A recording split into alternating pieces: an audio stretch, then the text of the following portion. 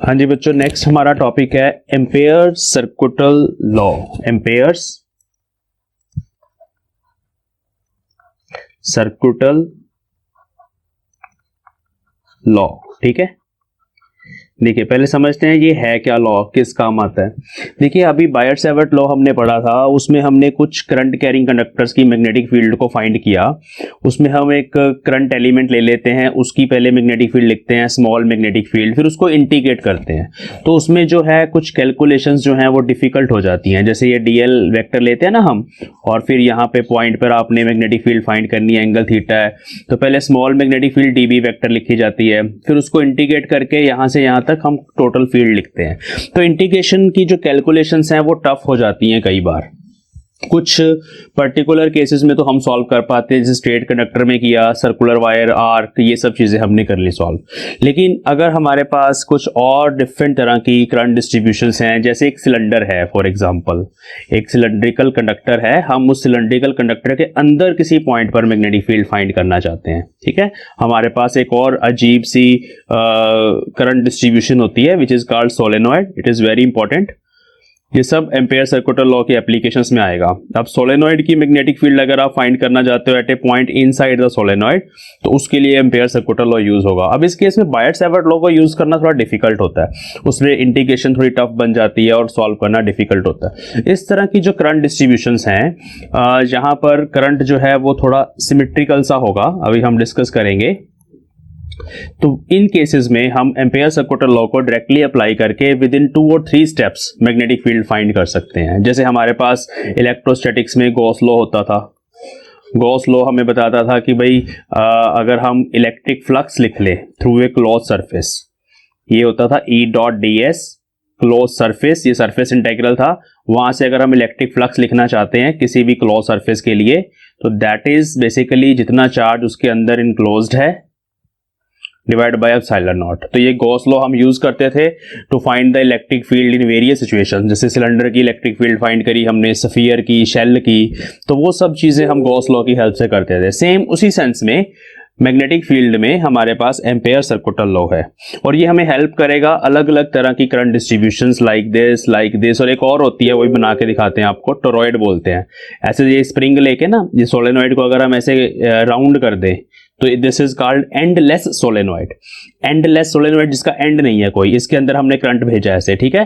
तो उस केस में भी अगर आप कहीं पर मैग्नेटिक फील्ड फाइंड करना चाहते हो at a point inside the toroid, इसको बोला जाता है टोरॉइड। ये एक डेरिवेशन आ ही जाती है पेपर में। तो उस टोरॉइड की मैग्नेटिक फील्ड भी हम एम्पेयर सर्कुटल लॉ की हेल्प से फाइंड कर सकते हैं। तो ये सब एप्लीकेशंस हैं।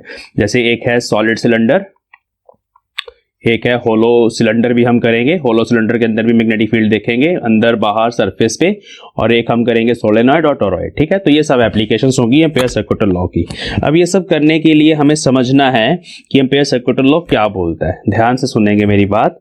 देखिए ये कहते हैं कि अगर मान लो किसी भी रीजन ऑफ स्पेस में हमारे पास मैग्नेटिक फील्ड लगी हुई है, किसी करंट के कारण मैग्नेटिक फील्ड ऑलरेडी वहां पे है, ठीक है।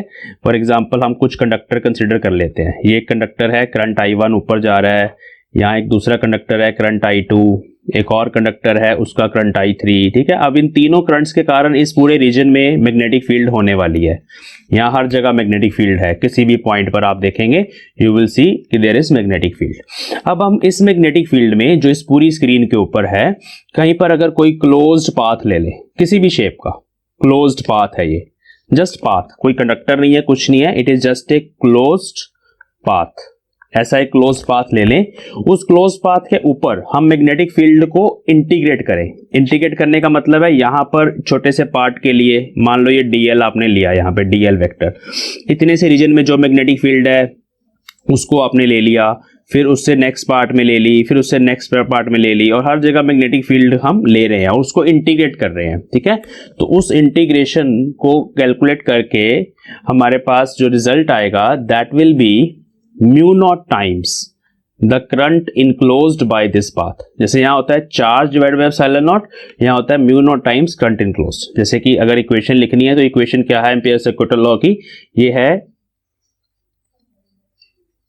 integration of magnetic field over a closed path. This is called closed line integral of magnetic field, ठीक है, इस टर्म को ये बोला जाता है, ठीक है। इसको शॉर्ट फॉर्म में बोलते हैं वन वर्ड में सर्कुलेशन, नाम याद रखना, सर्कुलेशन ऑफ मैग्नेटिक फील्ड। बात एक ही है, close line integral of magnetic field या circulation of magnetic field in a region of space is equal to mu not. Mu not is what? It is permeability. जैसे मैंने बायट-सैवर्ट law में भी पढ़ाया था, ये एक पैरामीटर होता है किसी भी मीडियम का जो हमें बताता है कि मैग्नेटिक फील्ड कितनी सेट होगी वहां पे। It is permeability of free space, ठीक है। तो it is mu naught times current enclosed by the closed path. उस क्लोज्ड पाथ ने कितना करंट इनक्लोज किया उसके बराबर है, ठीक है। But this is in vacuum, ठीक है। यहां पे लिखूंगा this law is valid in vacuum. अगर वैक्यूम की बजाय कोई और मीडियम है उसके लिए भी लिखते हैं इसको, ठीक है। तो this is ampere circular law, simple definition. अगर हमारे पास कोई मीडियम है, मान ले हमारे पास आयरन का एक ब्लॉक है और वो मैग्नेटाइज हो रखा है, तो यहां पर ना इसके लिए एक मटेरियल के लिए एक पैरामीटर होता है mu R. Mu R is called relative permeability. जैसे रिलेटिव परमिटिविटी हमने पढ़ा था, वैसे ही relative permeability. Basically it is permeability of this material with respect to vacuum. Mu R क्या होता है? Let me tell you. Mu R is mu is the permeability of this medium with respect to vacuum, mu by mu not, ठीक है। अगर इसके अंदर आप close line integral कर रहे हो मैग्नेटिक फील्ड का, यहां भी मान लो मैग्नेटिक फील्ड सेट है और आप क्लोज लाइन इंटेग्रल कर रहे हो, तो वहां पर एम्पेयर सर्कुलर लॉ की फॉर्म क्या बनेगी?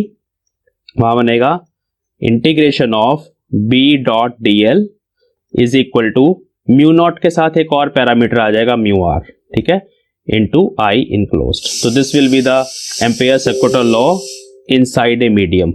ये मीडियम के अंदर है तो वहां मीडियम की प्रोबेबिलिटी आएगी, और अगर वैक्यूम में लिखना है तो सिंपली म्यू नॉट आएगा। नेक्स्ट शीट पे मैं प्रॉपर स्टेटमेंट दे रहा हूं आपको। स्टेटमेंट है स्टेटमेंट ऑफ एसी लॉ। हाँ जी, it states that the line integral of magnetic field over a closed path is equal to mu naught times current enclosed by the path। जितना भी उसके अंदर करंट है enclosed by the path in vacuum. Vacuum भी जरूरी है।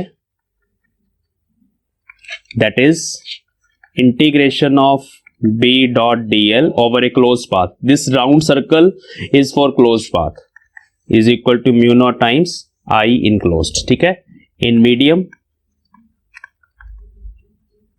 Of relative permeability mu r. अगर medium की रिलेटिव परमेबिलिटी म्यू आर है तो उस केस में ये इक्वेशन ऐसे लिखी जाएगी, B dot D l is equal to mu not mu r times I enclosed. तो मीडियम के अंदर आपने ऐसे रखना है, ध्यान में रखेंगे, और वैक्यूम में आपने इस लॉ को ऐसे लिखना है। ओके, अब हम देखेंगे कि हमें यहां पर ये जो सेंस है क्लोज्ड पाथ की, सेंस ऑफ रोटेशन, क्योंकि आप लाइन इंटीग्रल कर रहे हो ना, और डीएल के ऊपर आपको वेक्टर नजर आ रहा है और मैग्नेटिक फील्ड के ऊपर भी आपको वेक्टर नजर आ रहा है, तो यहां पे देखना है कि हमें एंगल कैसे देखना है, मतलब ये वाला आंसर जो है ये पॉजिटिव या नेगेटिव कब आएगा। देखिए एक सिंपल एग्जांपल से समझते हैं। मान लो हमारे पास एक स्ट्रेट कंडक्टर है, उसमें करंट ऊपर जा रहा है, ठीक है। अब मैं एक एग्जाम्पल से आपको साइन बता रहा हूं। अब इस स्ट्रेट कंडक्टर के अराउंड मैग्नेटिक फील्ड लाइंस होती हैं, वो हमने पता है, और मैग्नेटिक फील्ड की डायरेक्शन हमें पता चलती है राइट हैंड थंब रूल से पता चलती है।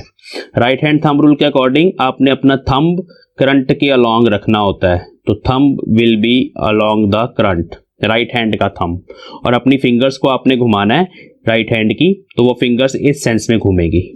This is the sense of rotation of your fingers of right hand, like this. मतलब मैग्नेटिक फील्ड लाइंस इस तरह की होती हैं अराउंड ए स्ट्रेट कंडक्टर, वो हमें ऑलरेडी पता है by right hand thumb rule. अब जब आपने मैग्नेटिक फील्ड को इंटीग्रेट करना है तो आपने कोई क्लोज्ड पाथ खुद से चूज करना है, तो वो क्लोज्ड पाथ भी मैं राउंड ले रहा हूं ग्रीन कलर में, ये वो क्लोज्ड पाथ है, ठीक है। अब इस क्लोज्ड पाथ के ऊपर भी मैग्नेटिक फील्ड लाइन होगी कोई ना कोई, सिंपल सी बात है। अब इसकी अगर मैं डायरेक्शन, इस क्लोज्ड पाथ की डायरेक्शन मैं इस तरीके से ले लूं which is along the direction of magnetic field, तो फिर उस केस में जो आपका ये B डॉट DL है, ये C1 लूप के लिए लिख लेते हैं हम, C1 लूप के लिए पॉजिटिव आएगा, mu naught times current enclosed. इस ग्रीन पाथ के अंदर कितना करंट इनक्लोज्ड है, I। अगर मान लो ये करंट 2I होता तो मैं 2I लिखता यहाँ पे। पॉजिटिव क्यों लिया, पॉजिटिव हमने इसलिए लिया क्योंकि ये जो डायरेक्शन है इस क्लोज्ड पाथ की वो मैग्नेटिक फील्ड के ही अलोंग है। इस केस में हर जगह पर जो एंगल बनेगा मैग्नेटिक फील्ड वेक्टर में और DL में, that will be 0 degree. What is DL? DL is the small DL is the small elementary length of this closed path. Small elementary, it is not current element, ठीक है, it is small elementary length of closed path जो हम consider कर रहे हैं। और इस closed path के लिए एक स्पेशल नेम है, वो मैं अब यूज करूंगा, this is called Amperian loop. इसको एम्पेरियन लूप भी बोला जाता है। जैसे हमारे पास गॉस लॉ में गॉसियन सरफेस होता है, वैसे ही मैग्नेटिक फील्ड के केस में हमारे पास एम्पेरियन लूप होती है। एक और एग्जांपल, नेगेटिव कब आएगा वो भी देखते हैं। मान लो एक और क्लोज पाथ मैंने यहाँ पे ले लिया, ठीक है, और इसकी सेंस ऑफ रोटेशन मैंने ऐसे कंसिडर कर ली। अब बच्चों इस केस में जो DL वेक्टर है हमारा वो मैं ऐसे ले रहा हूं in this direction, but magnetic field तो इसके ऑपोजिट है, तो हर जगह पर दोनों में एंगल 180 डिग्री का आएगा उस केस में, है ना। ये राइट हैंड थंब रूल के ऑपोजिट लिए मैंने, करंट ऊपर जा रहा है, magnetic field lines are like this, ऐसे घूम रहा है ना, जैसे मेरा एरो देखो, ये ऐसे स्क्रीन के बाहर, ये स्क्रीन के अंदर, ऐसे मैग्नेटिक फील्ड लाइन है यहाँ पे। बट जो मैं B डॉट DL की सेंस ले रहा हूं मैं ऑपोजिट ले रहा हूं, तो इस पिंक कलर की लूप के लिए C2 मान लेते हैं इसको। अगर आप एम्पेयर सर्कुलर लॉ लिखोगे तो आपको ऐसे लिखना होगा, C2 के लिए it will B minus mu naught times I। It is very important, ये साइन आपको अच्छे से समझना है। एक और एग्जांपल से पहले साइन समझाते हैं, फिर एम्पेरियन लूप की बात करेंगे। मान लो ये क्लोज पाथ ऑलरेडी गिवन है, ठीक है, ये इसकी सेंस है। अब इसमें से करंट हमें गिवन है कुछ अलग अलग तरह के, एक है I1 current in this direction, दूसरा है I2 current in opposite direction, तीसरा है I3 current in the up direction, ठीक है, 3 करंट्स हैं I3।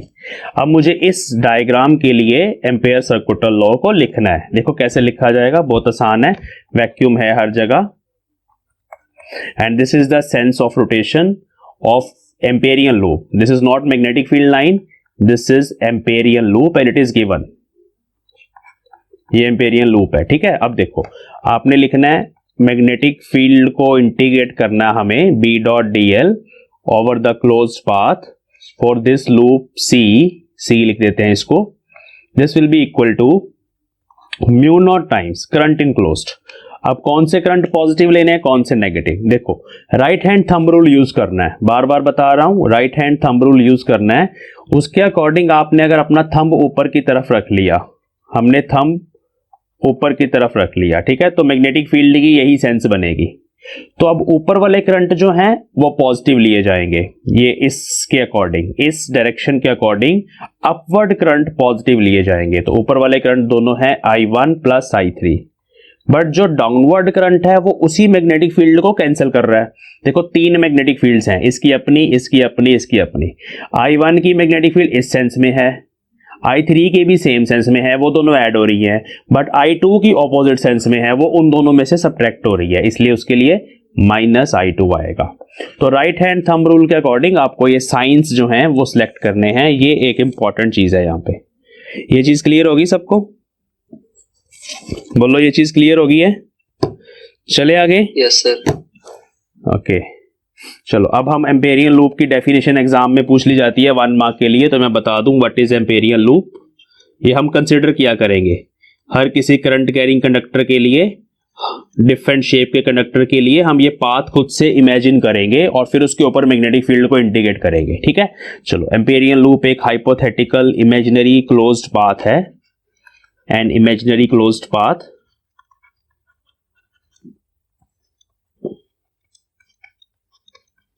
which is drawn around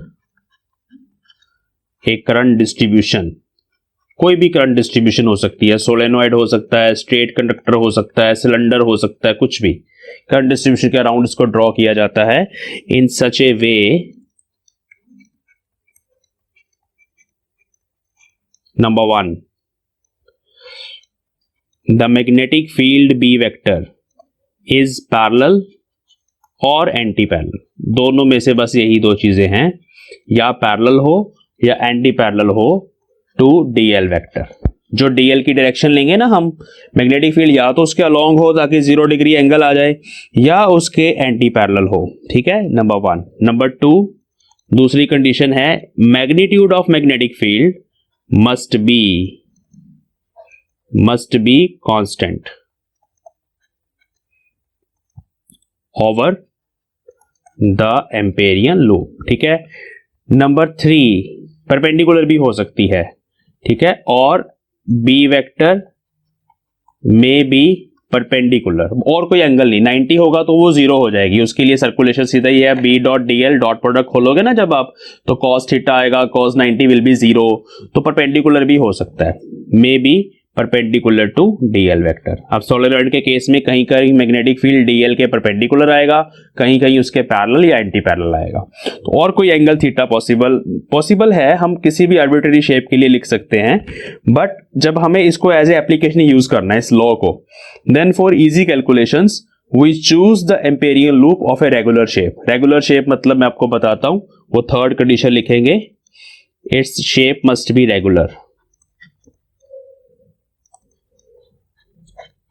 regular shape कौन सी होती है, जैसे सर्कल हो जाए, इस तरह का रेक्टेंगल या स्क्वायर हो सकता है, ठीक है, जिसकी आपको सरकमफ्रेंस या लेंथ पता हो, जैसे 2 पाई आर डायरेक्ट फॉर्मूला लग जाएगा इस केस में, अगर ये लेंथ एल है तो 4l का फॉर्मूला लग जाएगा, स्क्वायर है तो इस तरह की कुछ शेप्स हम एम्पेरियल लूप में लेते हैं टू सॉल्व द प्रॉब्लम्स, ठीक है। तो ये दो ही हम यहाँ पे लिख लेते हैं, तो ये एम्पेरियल लूप की डेफिनेशन। अभी हम एप्लीकेशंस पे जाएंगे धीरे धीरे, बट कुछ एग्जाम्पल्स पहले और करेंगे, एक एग्जाम्पल करते हैं और जस्ट एम्पेयर सर्कुलर लॉ के ऊपर बेस्ड एक और एग्जाम्पल। ये हमारे पास एम्पेरियन लूप गिवन है, इस तरह से एक क्लोज्ड पाथ गिवन है, it is just a closed path. इस रीजन ऑफ स्पेस में मैग्नेटिक फील्ड है, कुछ करंट्स गिवन है, क्रॉस लगा के 5 एम्पेयर करंट, एक 2 एम्पेयर करंट है जो स्क्रीन से बाहर आ रहा है, एक 3 एम्पेयर करंट है जो स्क्रीन के अंदर जा रहा है, और एक 5 एम्पेयर का करंट है जो स्क्रीन के अंदर ही जा रहा है, 5 एम्पेयर, ठीक है। तो ये कुछ करंट्स हैं हमारे पास, ठीक है। मुझे यहां पर क्या फाइंड करना है, I need to find circulation of magnetic field, find circulation of B vector over the path C, this is path C, ठीक है, ओके। ध्यान से समझेंगे, सर्कुलेशन का मतलब हो गया कि हमें B dot D L find करना है, तो it is mu naught times current enclosed, total current देखना कितना इनक्लोज्ड है। अब आप राइट हैंड थंब रूल लगाएंगे, देखो कैसे, सबसे पहला step apply right hand thumb rule. कैसे अप्लाई करोगे, जिस डायरेक्शन में डीएल वेक्टर जा रहा हमारा, जो सेंस ऑफ रोटेशन है क्लोज्ड पाथ की, उस डायरेक्शन में आपने अपनी राइट हैंड की फिंगर्स को घुमाना है। तो राइट हैंड की फिंगर्स अगर आप ऐसे घुमाओगे एंटी क्लॉकवाइज है ना ये, तो आपका थंब जो है वो आउटवर्ड आ रहा है, तो फिंगर्स यहां पर हैं बच्चों एंटी क्लॉकवाइज, इसलिए जो हमारा थंब है राइट हैंड का दैट इज आउटवर्ड। तो जिधर आपका थंब आ गया आउटवर्ड डायरेक्शन, उसको आपने पॉजिटिव ले लेना। तो आउटवर्ड डायरेक्शन इज पॉजिटिव, मतलब outward current is positive, 2 is positive, -5, -3, -5, बाकी तीनों करंट नेगेटिव आ जाएंगे according to this sense of rotation of closed path. बस हो गया सॉल्व। तो ये आ गया -13 + 2 11, -11 म्यू नॉट। यूनिट्स इसके क्या आएंगे, अब यूनिट्स की बात करते हैं। देखो मैग्नेटिक फील्ड के यूनिट्स होते हैं टेस्ला और लेंथ के यूनिट्स होते हैं मीटर। तो ये जो सर्कुलेशन है उसके यूनिट्स होते हैं टेस्ला मीटर, टेस्ला है ये, ठीक है, SI unit of magnetic field, metre is SI unit of length. तो इस चीज के यूनिट्स होते हैं टेस्ला मीटर। एक और क्वेश्चन ऐसा ही देख लेते हैं और समझ आ जाएगा आपको। देखो ये इस तरह से हमें सर्कुलर लूप दे रखी है, और दो करंट दे रखे हैं यहाँ पे। एक करंट है 5 एम्पेयर जो ऊपर जा रहा है, दूसरा करंट है 3 एम्पेयर जो नीचे जा रहा है। अब आपने फिंगर्स को ऐसे घुमाया, राइट हैंड थंब रूल लगाना है, आपकी फिंगर्स ऐसे घूमनी चाहिए। राइट हैंड स्क्रीन के सामने रखो और फिंगर्स को ऐसे घुमाओ तो आपका थंब नीचे जा रहा है, आपका थंब डाउनवर्ड डायरेक्शन में जा रहा है, मतलब नीचे वाला करंट पॉजिटिव है, ऊपर वाला करंट नेगेटिव है। जिधर थंब जा रहा है उधर पॉजिटिव डायरेक्शन लेनी, जैसे मैंने ये बताया आपको। तो इस केस में अगर आपने बी डॉट डी एल लिखना है बच्चों, तो वो आ जाएगा mu naught times 3 - 5। 3 is positive, downward is positive, तो -2 म्यू नॉट टेस्ला मीटर। ये 1 मार्क क्वेश्चन सीबीएसई बोर्ड में इस तरह का आ सकता है। ये बेसिक डेफिनेशन ही अभी हम अंडरस्टैंड कर रहे हैं एम्पेयर सर्कुलर लॉ की, तो ये सेंस जो है ये इंपॉर्टेंट है यहाँ पे, किस तरह से घूमता है। अब हम इसका प्रूफ करेंगे जो 2-3 नंबर में काफी बार आया हुआ है। प्रूफ से ज्यादा इंपॉर्टेंट वैसे एप्लीकेशंस हैं, ये थोड़ा कम इंपॉर्टेंट है, बट एप्लीकेशंस बहुत इंपॉर्टेंट है। ओके, तो now we are going to deduction of Ampere circular law, AC law, from by using Biot-Savart law। Biot-Savart law हम यूज करेंगे और Ampere circular law को हम डिड्यूस करेंगे। ठीक है, देखिए कैसे करेंगे। हम एक सिंपल एग्जांपल ले लेते हैं, इनफाइनाइट कंडक्टर वाली, इनफाइनाइट स्टेट कंडक्टर, जिसकी हमने मैग्नेटिक फील्ड ऑलरेडी फाइंड करी हुई है ना। इसमें करंट ऊपर जा रहा है, इसकी मैग्नेटिक फील्ड हमने किसी डिस्टेंस ए पे ऑलरेडी फाइंड करी हुई है with the help of Biot Savart law. वो पूरा हमने एक्सप्रेशन किया था। तो मैग्नेटिक फील्ड की जो सेंस होगी वो इस तरह की होगी, यहाँ पे राइट हैंड थंब रूल से ये एरो बना दिया मैंने, इस तरह ही होगी मैग्नेटिक फील्ड लाइन यहाँ पे। ठीक है, और मैग्नेटिक फील्ड का एक्सप्रेशन एट पॉइंट पी अगर हम लिखना चाहें तो वो मुझे पता है, A is the perpendicular distance from the infinite conductor, I is the current. So by the help of Biot Savart law the magnetic field of infinite state conductor, वो मुझे पहले से यहां पे यूज करनी है। Magnetic field of infinite straight conductor at P is equal to B vector is equal to mu not I divided by 2 pi r होता है। हम ए लेके चल रहे हैं यहाँ पे, तो ए लिख दिया। डायरेक्शन पी पॉइंट पे बतानी है, इनवर्ड होगी। पी पॉइंट पे स्क्रीन के अंदर होगी, अगर पॉइंट यहाँ लेते स्क्रीन के बाहर होती। बाकी जितने भी पॉइंट्स हैं उन हर जगह टेंजेंट ड्रॉ करके आप मैग्नेटिक फील्ड की डायरेक्शन बता सकते हो। यहाँ टेंजेंट ड्रॉ करो, यहाँ टेंजेंट ड्रॉ करो, उधर मैग्नेटिक फील्ड लाइन होती है। तो ये मेरे पास रिजल्ट ऑलरेडी है। अब एम्पेयर सर्कुलर लॉ हमें यहाँ पर ड्राइव करना है, तो हम एक क्लोज पाथ यहाँ पे चूज करते हैं ना, वो मैं अलग कलर से इसके ऊपर ही बना रहा हूं। तो I am taking a closed dotted path, ये डॉटेड पाथ है, अलग कलर से बना दिया मैंने। दिस इज एम्पेरियन लूप, मैं इसको यहाँ पे ड्रॉ करूंगा और उसके ऊपर मैं सर्कुलेशन फाइंड करूंगा। दिस इज एम्पेरियन लूप, ठीक है। और अब मुझे यहाँ पर इस पाथ के लिए closed line integral of magnetic field find करना है और देखना है कि वो कितना है। इसी एम्पेरियन लूप का एक छोटा सा हिस्सा यहाँ पे मैंने मान लिया इस डायरेक्शन में, दिस इज डीएल वेक्टर। और कहीं पर भी आप चले जाओ, डीएल वेक्टर मैग्नेटिक फील्ड के अलोंग ही रहेगा। डीएल इसके ऊपर ही रहना है, इस क्लोज पाथ के ऊपर ही, और मैग्नेटिक फील्ड भी सेम सेंस में ही चल रही है, तो दोनों में हमेशा एंगल थीटा जो रहेगा वो 0 रहेगा। Theta in B vector and DL vector is always 0 degree, ठीक है। ये यहाँ पे मैं लिख रहा हूं, आप इसको यूज करेंगे। चलो, तो अभी हम वो जो हमने किया वो हम लिख लेते हैं। पहले डेरिवेशन में लिखना पड़ता है सब कुछ। तो let us consider a circular Amperian loop, ठीक है। एल मैं शॉर्ट फॉर्म में लिख रहा हूं, ऑफ रेडियस सेम ए, जहां पे हमने पॉइंट पी लिया सेम रेडियस लेनी है। And Amperian loop should pass through the observation point, ठीक है, passing through observation point P।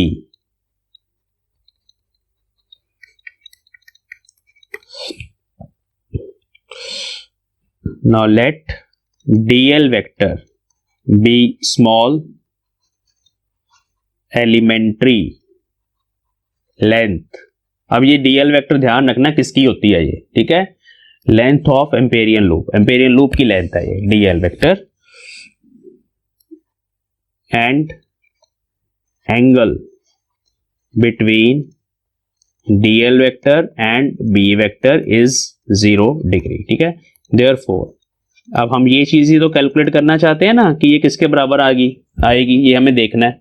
Mu naught I enclosed आना चाहिए ना, देखते हैं आता है कि नहीं आता।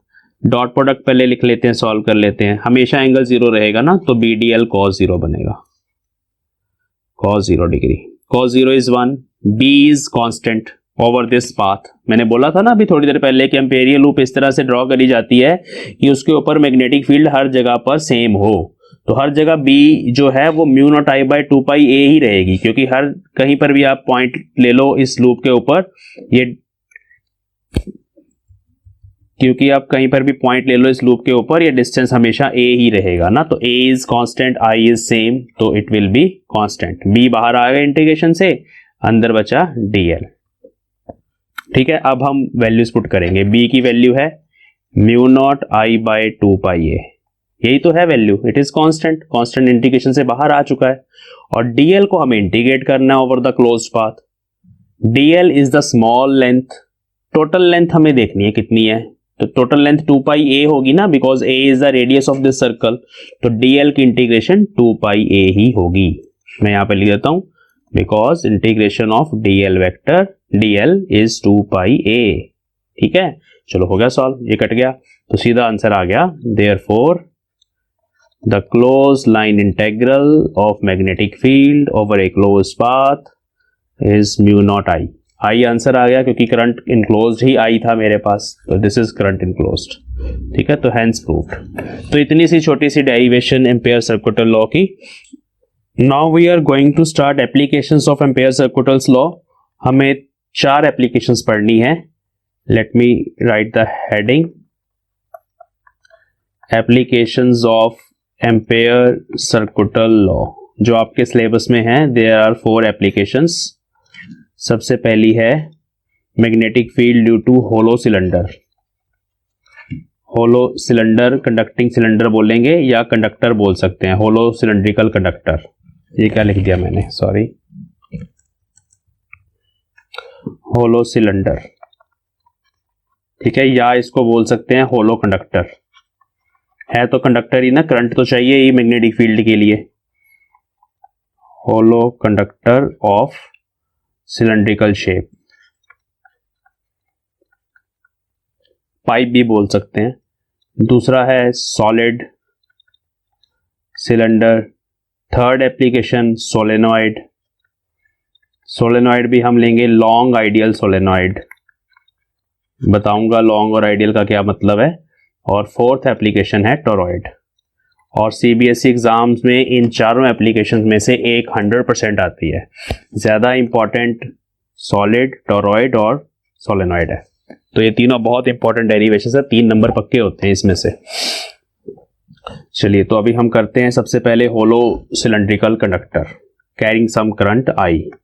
तो let us start first application, magnetic field due to hollow cylindrical conductor carrying current I।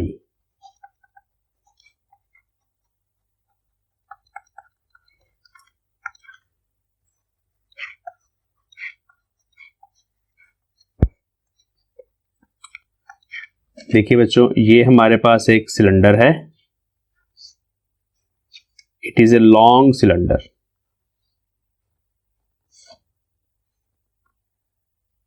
ठीक है, this is axis of cylinder, axis बोलते हैं इसको, इस लाइन को। 3 केसेस हैं हमारे पास।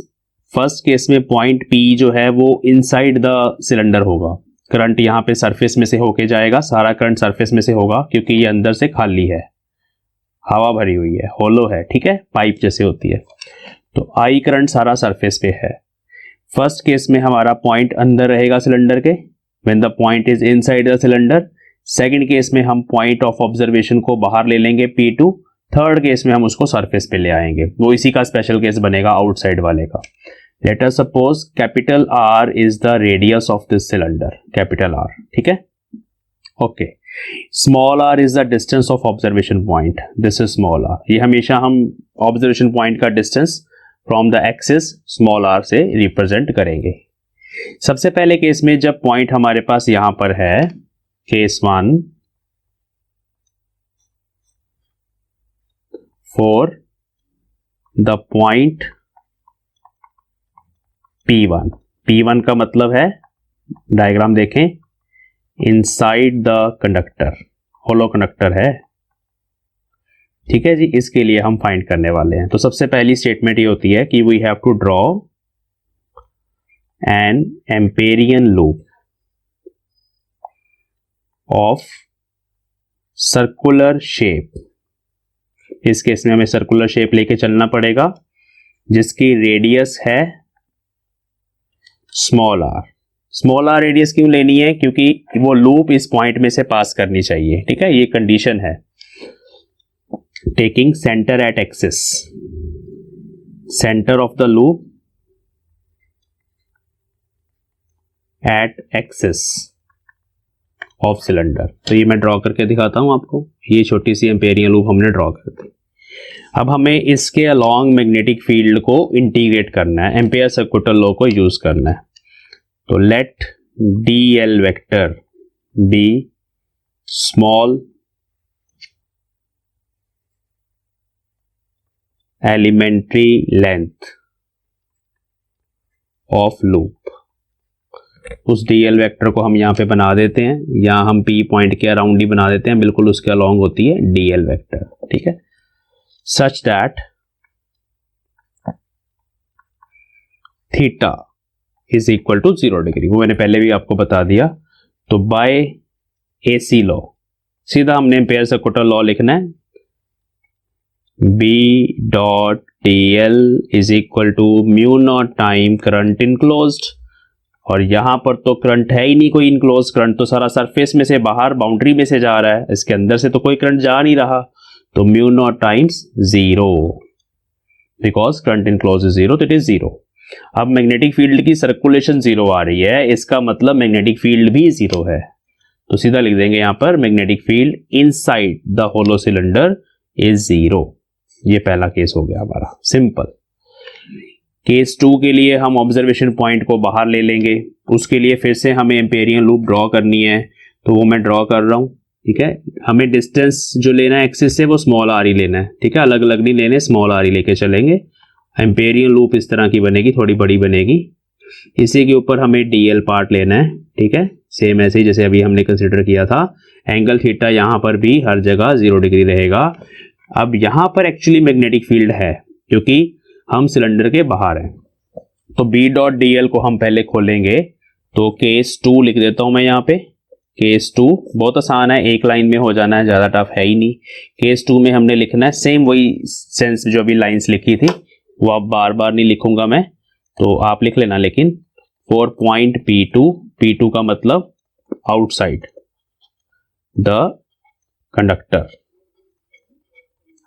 तो सिंपली अब क्या लिखेंगे एम्पेयर सर्कुलर लॉ से, अब B dot DL is equal to mu naught current enclosed. अब कितना करंट इनक्लोज्ड है? I करंट सारा इस पर्पल वाली लूप के अंदर से ही पास कर रहा है, तो सारा करंट I आ गया, which implies that left hand side बन जाएगी। B हमें फाइंड करना है, इंटीग्रेशन ऑफ DL। वेक्टर मैंने हटा दिए क्योंकि मैंने बता दिया पहले ही एंगल थीटा 0 है, तो B DL आ जाएगा और B कांस्टेंट है। एम्पेरियल लूप भी ऐसे ही ड्राइव करिए, इसलिए B बाहर आ जाता है इंटीग्रेशन से, इधर आ गया mu naught I, which implies that ये बन गया B इंटू DL की integration over the closed path. DL circle का हिस्सा है, इंटीग्रेट करके टोटल लेंथ सर्कमफ्रेंस आएगी, तो वो 2 पाई r आएगी। तो ये याद रखना DL की इंटीग्रेशन 2 पाई r है और is equal to mu naught I, और सिंपली आंसर आ गया B is equal to mu naught I by 2 pi r। वही रिजल्ट जो स्टेट कंडक्टर के लिए, इनफाइनाइट स्टेट कंडक्टर के लिए था, सेम वही रिजल्ट है। हाँ जी, तो बच्चों केस 3 में क्या होगा वो छोटा सा ही है, मैं यहीं पे कर देता हूं। केस 3 में हमारा ऑब्जर्वेशन पॉइंट मैं यहां बना देता हूं P3, वो सरफेस के ऊपर है ना, तो सरफेस के ऊपर एम्पेरियल लूप ड्रॉ करोगे, अब उसकी रेडियस हम जो स्मॉल आर मानते हैं वो कैपिटल आर के बराबर हो जाएगी। अगर आपका पॉइंट सरफेस ऑफ सिलेंडर के ऊपर ही है तो small r is approximately equal to capital R. थोड़ी सी थिकनेस है लेकिन उसको हम यहाँ पर इग्नोर कर रहे हैं, it is very thin cylinder. थोड़ा थिक वाला भी केस आ जाता है लेकिन वो जेईई और नीट में पूछा जाता है। तो यहाँ पर small r is equal to capital R है, ठीक है। तो आपने सिंपली ये जो रिजल्ट आया था उसके लिए सरफेस वाला रिजल्ट डायरेक्टली लिख देना, directly mu naught I by 2 pi capital R, ठीक है। तो this is eight the surface of cylinder, this is outside, यहां मैं इसके पैरों में आउट लिख देता हूं, ठीक है। तो ये सारे रिजल्ट बहुत इंपॉर्टेंट है बच्चों।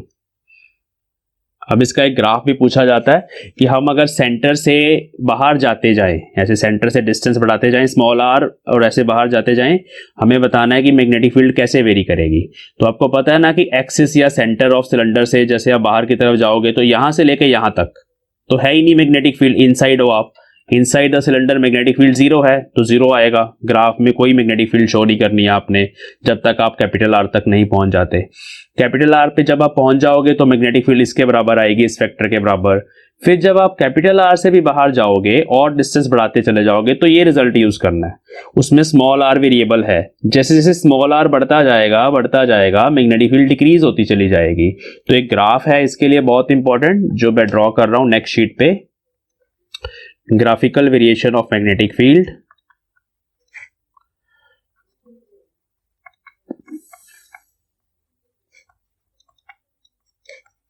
for hollow cylinder। सिंपल देखिए, ये है एक्सिस जो मैग्नेटिक फील्ड को रिप्रेजेंट कर रहा है, वाई एक्सिस, ये है एक्स एक्सिस जो हमारे पास रिप्रेजेंट कर रहा है distance from centre small r. This is axis, ये एक्सिस पर है पॉइंट, ओरिजिन हमने एक्सिस पर फिट कर दिया और ये मान लो यहां से लेके यहां तक कैपिटल आर जो है that is radius of cylinder. तो बच्चों जब तक आप कैपिटल आर तक नहीं पहुंच रहे मैग्नेटिक फील्ड 0 है, तो ये ग्राफ ऐसे आएगा।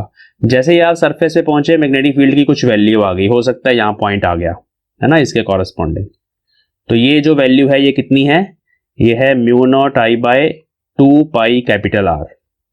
उसके बाद the magnetic field is inversely proportional to R।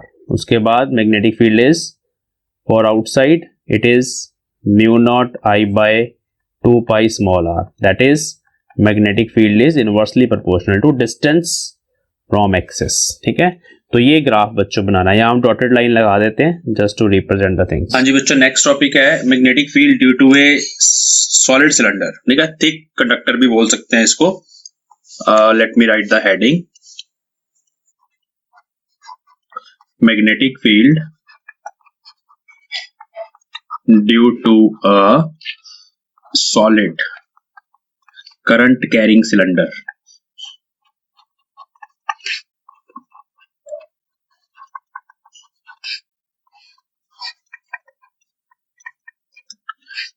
और इसको आप लॉन्ग थिक कंडक्टर भी बोल सकते हो, सिलेंड्रिकल कंडक्टर है, ठीक है। हमने एम्पेयर सर्कुलर लॉ को यूज करना है और मैग्नेटिक फील्ड को 3 डिफरेंट पॉइंट्स पे फाइंड करना है। ये हमारा डायग्राम है, this is a solid cylinder, cylindrical conductor. ये हो गया इसका एक्सिस और ये अभी सॉलिड है। सॉलिड का मतलब है कि ये पूरा यहाँ पे ऐसे फिल्ड है, मटेरियल मेटल से बना हुआ है, ठीक है। अब जो करंट है फिर वो करंट यूनिफॉर्मली इस पूरे सिलेंड्रिकल वॉल्यूम के अंदर डिस्ट्रीब्यूटेड है। ये करंट आई के लिए मैंने इतने सारे एरो इसलिए लगाए क्योंकि मैं बताना चाहता हूं कि अभी करंट सिर्फ सरफेस पे नहीं है, पूरे इसके वॉल्यूम में से होता हुआ चार्ज फ्लो करके ऊपर तक जा रहा है, ठीक है। हमारे पास 3 डिफरेंट सिचुएशंस हैं। सबसे पहला केस हम करने वाले हैं इनसाइड द सिलेंडर, अगर हमारा पॉइंट सिलेंडर के अंदर है।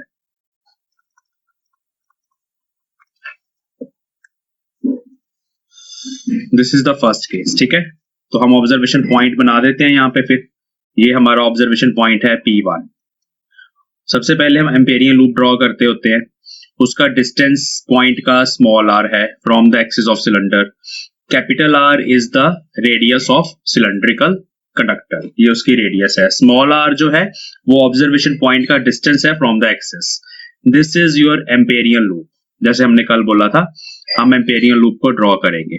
फिर एम्पेरियन लूप के ऊपर हमने क्या करना होता है, स्मॉल लेंथ ले लेनी होती है विच इज डीएल वेक्टर। मैं यहाँ पे शो कर रहा हूँ, ये डीएल वेक्टर है। मैग्नेटिक फील्ड में और डीएल वेक्टर में एंगल 0 होता है, तो theta between B vector and DL vector is 0 degree everywhere, हर जगह 0 होता है। तो जहां पर भी बी डॉट डीएल होगा वो बी डीएल बन जाएगा, cos 0 is 1, ठीक है, वो हमारे पास है ये सिचुएशन।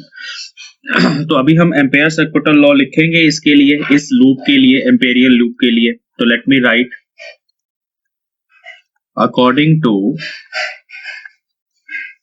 एम्पेयर्स सर्कुलर लॉ, क्या बोलता है लॉ? लॉ बोलता है कि इस क्लोज लूप के ऊपर, क्लोज्ड पाथ के ऊपर अगर हम मैग्नेटिक फील्ड को इंटीग्रेट करेंगे, close line integral of magnetic field over this closed path, छोटी छोटी जगह पर जितनी भी मैग्नेटिक फील्ड्स है ना उसको जस्ट हम ऐड करते जा रहे हैं over the path, that is equal to mu naught times the current enclosed by the path. ये हमारा लॉ है। अब इसमें लेफ्ट हैंड साइड में तो मैंने आपको बता दिया कि जो B है वो यूनिफॉर्म है और वो इंटीग्रेशन से बाहर आ जाएगा और हमें जस्ट यहाँ पर इंटीग्रेशन ऑफ डीएल लिखना है। राइट हैंड साइड पे म्यू नॉट आई इनक्लोज्ड ही रहने देंगे। अब डीएल की इंटीग्रेशन 2 पाई आर बनेगी, where small r is the radius of this loop, circular loop की रेडियस है। और यहां से B आ जाएगा mu not I enclosed by 2 pi r. This is equation 1। अभी यहाँ पर आई इनक्लोज्ड कितना है वो मुझे नहीं पता, क्योंकि मेरे पास जो टोटल करंट आई है वो तो पूरे सिलेंड्रिकल वॉल्यूम में से होता हुआ ऊपर जा रहा है ना। मुझे सिर्फ अंदर वाला करंट देखना है जो इसमें से पास करे, वो आई इनक्लोज्ड है, उसको फाइंड करना है। तो उसके लिए हम एक डेफिनेशन करंट डेंसिटी की यूज करेंगे, ठीक है। तो here for uniform current density, current density हमने पढ़ा हुआ है करंट इलेक्ट्रिसिटी के चैप्टर में, which is J vector. J is what? Current per unit area, ठीक है, करंट अपॉन एरिया। अगर यूनिफॉर्म करंट डेंसिटी है तो दिस थिंग इज कांस्टेंट। मतलब इसका क्या हुआ? इसका मतलब हुआ कि अगर आप एरिया कम कर दोगे उतना करंट भी कम हो जाएगा, इनक्लोज करंट। अगर आप ज्यादा एरिया लोगे उतना बड़ा करंट हो जाएगा। ये रेशो जो है वो कांस्टेंट होगी। अब हमने इस रेशो को लिखना है दोनों एरियाज के लिए। एक कंप्लीट एरिया के लिए लिखेंगे और दूसरा हम इक्वेशन लिखेंगे सिर्फ अंदर वाले एरिया के लिए। तो इससे क्या पता चलता है? इससे पता चलता है कि total current upon area of cylinder, area of cross section of cylinder है ना, pi into capital R square. Capital R इस सिलेंडर की radius, this will be equal to small current या current enclosed divided by small area. ये ratio बराबर है ना, constant है ये रेशो। तो यहां से पाई कट गया और आई इनक्लोज्ड हम लिख सकते हैं यहां से, it is I into small r square by capital R square. This is equation 2। इसको हम 1 में पुट करेंगे। मैं यहां पे कर रहा हूं, यहां मैंने क्रॉस लगा दिया, यहां से आप यहां आ जाएंगे। तो इसको हम करेंगे पुट इन 1। तो ये रिजल्ट तो मेरे पास ही है बी का। It will be mu naught upon 2 pi small r into this factor I r square by capital R square। एक small r कट जाएगा, रिजल्ट आ गया mu naught I upon 2 pi r square into small r। ये result है हमारा। small r is what? small r is the distance of observation point from the axis। जैसे जैसे small r बढ़ाते चले जाओगे मैग्नेटिक फील्ड भी जो है वो बढ़ती चली जाएगी। तो ये वाली magnetic field inside the cylinder, small r मतलब distance of observation point के directly proportional होती है। तो B is directly proportional to small r inside के लिए। तो मैं यहाँ in लिख रहा हूं इसके पैरों में ताकि आपको पता लगे कि ये inside के लिए है, ठीक है। दूसरा केस है हमारा, अगर हम सरफेस पे चले जाएं, उसके लिए मैं यहाँ बना देता हूँ पॉइंट P2। तो जब आप P2 यहाँ कंसिडर करोगे फिर एम्पेरियन लूप भी ये बनेगी। अब उस केस में ये जो आपका स्मॉल आर था वो कैपिटल आर के ही बराबर हो जाएगा, सीधी सी बात है। इसी में एक्सप्रेशन में इक्वेशन नंबर 3 बोल देते हैं इसको। इक्वेशन 3 में हम पुट कर देंगे उसको। तो हम इक्वेशन 3 में ये चीज सब्स्टिट्यूट कर देते हैं, स्मॉल आर कैपिटल आर के बराबर है ना, और जैसे ही आप पुट करोगे आपके पास रिजल्ट आ जाएगा for the surface of cylinder. तो दैट इज केस 2। केस 2 है कि at the surface of cylinder हमारा रिजल्ट क्या है। देखो, put small r is equal to capital R in equation 3। पहले मैं इक्वेशन 3 दोबारा से लिख रहा हूं जो इनसाइड के लिए हमने अभी फाइंड करी थी। Mu not I upon 2 pi capital R square into small r, this was the result. इसमें पुट करना है, तो जब आप सब्स्टिट्यूट करोगे यहाँ आ जाएगा mu not I capital R divide by 2 pi R square, तो एक R कैंसिल हो गया और यही आपका रिजल्ट है सरफेस के लिए। तो सरफेस वाला रिजल्ट भी याद रखना बच्चों, mu naught I by 2 pi capital R। ये सेम है, चाहे होलो सिलेंडर हो चाहे आपके पास सॉलिड सिलेंडर है, सरफेस पे जो मैग्नेटिक फील्ड है वो इसी एक्सप्रेशन से आपको मिल जाएगी। ठीक है, ओके। केस 3 मैं यहीं पे कर रहा हूं, that is for outside the cylinder. ठीक है, अब उस केस में ये आपका जो सिलेंड्रिकल सरफेस था लॉन्ग सिलेंडर, हमने जो पॉइंट लेना है वो पॉइंट हमने इससे बाहर ले लिया, दिस इज पॉइंट P3। तो यहां पर जब आप एम्पेरियन लूप बनाओगे वो एम्पेरियन लूप सारा करंट इनक्लोज करेगी। करंट तो चलो यहीं से जा रहा है, बट सारा का सारा करंट, टोटल करंट कितना है I, वो सारा करंट इसमें इनक्लोज रहेगा। और ये डिस्टेंस स्मॉल r है आपके पास, तो वो सीधा रिजल्ट हम लिख सकते हैं फॉर आउटसाइड द सिलेंडर। हमें लिखना है फिर से वही चीज, B dot dl is equal to mu naught I enclosed. B dot dl में B dl cos 0, B बाहर आ गया, dl म्यू नॉट I, क्योंकि अब I इनक्लोज्ड I के ही बराबर है। सारा करंट इस स्काई ब्लू लूप के अंदर है, तो 2 पाई r यहाँ आ जाएगा, dl की इंटीग्रेशन स्मॉल r ही रहेगा क्योंकि मैं डिस्टेंस जो है ऑब्जर्वेशन पॉइंट का उसको स्मॉल r ही कंसिडर कर रहा हूं। B यहाँ पे रहेगा म्यू नॉट I और B आ जाएगा mu naught I by 2 pi small r। मतलब अगर हम आउटसाइड चले जाए सिलेंडर के तो उसका मतलब है magnetic field is inversely proportional to r small r। तो ये भी रिजल्ट आपको दोनों याद रखने हैं। इसका भी ग्राफ पूछा जाता है, मैग्नेटिक फील्ड की variation with distance from center या axis, variation of B vector with small r for solid cylinder. तो ये हमारे पास y एक्सिस हो गया, इधर मैग्नेटिक फील्ड है, this is x axis, this is distance, ये हमारे पास सेंटर आ गया सिलेंडर का, या एक्सिस बोल दो आप, एक्सिस का पॉइंट है, ये मान लो कैपिटल R रेडियस है उसकी। तो जब आप कैपिटल R पे पहुंचते हो ना, जब तक आप कैपिटल R तक जा रहे हो तब तक तो मैग्नेटिक फील्ड डायरेक्टली प्रोपोर्शनल है। तो ये देख लीजिए, ये आ गया B डायरेक्टली प्रोपोर्शनल है स्मॉल r के, बढ़ रही है सिलेंडर के अंदर। फिर उसके बाद एक मैक्सिमम वैल्यू आ जाती है, ये वो मैक्सिमम वैल्यू है which is mu naught I by 2 pi capital R। Capital R is the radius of cylinder. उसके बाद फिर से magnetic field inversely proportional to the distance है। ठीक है, B is inversely proportional to R। तो solid cylinder के case में ये ग्राफ बनेगा। होलो के केस में अंदर मैग्नेटिक फील्ड 0 होती है, तो वो यहां से लेके यहां तक 0 मैग्नेटिक फील्ड शो करी थी हमने, उसके बाद इनवर्सली प्रोपोर्शनल शो करी थी।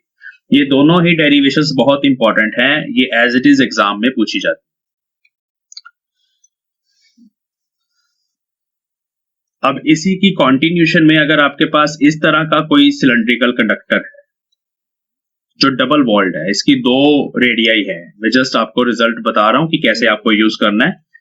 R1 इंटरनल इनर रेडियस है और R2 जो है वो बाहर वाली रेडियस है। ठीक है मेटल है, ये सारा बना के दिखाते हैं आपको, इस तरह से है। ठीक है, और जो करंट है ना, वो करंट बच्चों इस मेटल में से होके जा रहा है, अंदर से तो ये खाली है, यहां से होलो है। ठीक है, ये यहां से होलो है, बट ये जो रीजन है ये वाला जिसको मैं अभी शेड कर रहा हूं, ये सारी मेटल है, ये सारा मेटल है। अब इस केस में अगर आपको बोल दिया जाए कि भाई ऑब्जर्वेशन पॉइंट जो है वो होलो रीजन में है, मान लो यहां पर है ऑब्जर्वेशन पॉइंट P1, तो वो आपको पता लग गया कि magnetic field at P1 will be 0। मैं रिजल्ट बता रहा हूं, एग्जांपल करवा रहा हूं। ये P1 पॉइंट पर 0 आएगी क्योंकि इसके अंदर अगर आप एम्पेरियल लूप ऐसे इमेजिन करोगे उसके अंदर कोई करंट नहीं होगा। करंट कहाँ पे है सारा, मैं ड्रॉ करके दिखाता हूँ। करंट यहाँ पे है, इस रीजन में है यूनिफॉर्मली डिस्ट्रीब्यूटेड, बट इस रीजन में है सारा करंट। पाइप है ये, थिक पाइप, इसको मैं लिख ही देता हूं, ये थिक वॉल्ड सिलेंडर है, ठीक है। चलो, तो इस पॉइंट पर तो 0 है, मुझे पता लग गया। अगर मान लो P2 पॉइंट यहां पर है कहीं पर आउटसाइड द सिलेंडर, ठीक है, टोटल करंट I है इनक्लोज्ड। अब जब आप यहां पर ऐसे एम्पेरियल लूप ड्रॉ करोगे ना, तो सारा का सारा I इसके अंदर ही रहेगा। तो उस केस में P2 पॉइंट के लिए जो हमारा रिजल्ट है वो ये वाला यूज हो जाएगा, म्यू नॉट I अपॉन, सारा करंट उसके अंदर ही है ना, 2 pi small r, where small r is the distance of P2, small r is the distance of point P2 from the axis. तब ये रिजल्ट होगा आउटसाइड वाला। दोनों केसेस मुझे पता है, ठीक है। बट अगर हमारा ऑब्जर्वेशन पॉइंट यहां पे हुआ, इस जगह पे जहां मेटल है, तब हमें फिर से वही कॉन्सेप्ट यूज करना है, इनक्लोज करंट वाला। अब देखिए, लेट अस सपोज ये डिस्टेंस है जी स्मॉल r इस केस में, और ये पॉइंट है P3। अब हम P3 के लिए देखते हैं कैसे लिखेंगे, ठीक है, ये है। तो अभी मैंने जो आंसर लिखा था मैं डायरेक्ट बता रहा हूं, mu naught upon 2 pi r into आई इनक्लोज्ड, ये था हमारे पास। बेसिक रिजल्ट तो यही है, बट इसमें आई इनक्लोज्ड डिफरेंट होगा। देखते हैं कैसे निकालना है।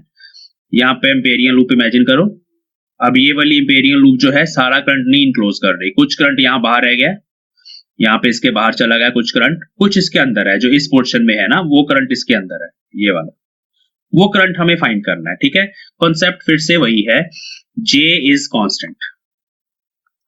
J कांस्टेंट का मतलब हुआ total current upon total area. Total area क्या हुआ, एरिया में ये वाला लेना है, which will be pi R2 square minus R1 square. This is the total area ना, total area of this metal, this wall. क्योंकि बाहर वाली रेडियस R2 है, तो बड़ा वाला एरिया पाई R2 स्क्वायर हो गया, छोटा वाला एरिया पाई R1 स्क्वायर हो गया। दोनों को सब्ट्रैक्ट करके आपके पास ये शेडेड पोर्शन जो है उसका एरिया आ जाएगा ना। तो this is total current by total area is equal to current enclosed by area enclosed. अब ये अंदर वाला एरिया कैसे निकालना है, हमें सिर्फ इतना चाहिए, ये रेडियस है यहां से लेके यहां तक, ये रेडियस है स्मॉल r, तो बड़ा एरिया हो गया यहाँ पे स्मॉल r का स्क्वायर। किसमें से आपने R1 स्क्वायर करना है, क्योंकि ये इसके बाद तो कुछ भी नहीं है ना, ये तो खाली है ये रीजन, तो वही अंदर वाला एरिया उसमें से सब्ट्रैक्ट करना है पाई स्मॉल r स्क्वायर में से। तो बस यहां से हमारे पास आ जाएगा अभी आई इनक्लोज्ड। कलर चेंज कर लेते हैं थोड़ा सा, तो अब यहाँ पे आई इनक्लोज्ड आ गया, I into small r square minus R1 square divide by R2 square minus R1 square. ये इसको यहाँ पुट करना है, पुट इन 1, ये 1 है हमारा, इसमें पुट करना है, तो रिजल्ट आएगा mu not by 2 pi small r into I into small r square minus R1 square on R2 square minus capital R1 square.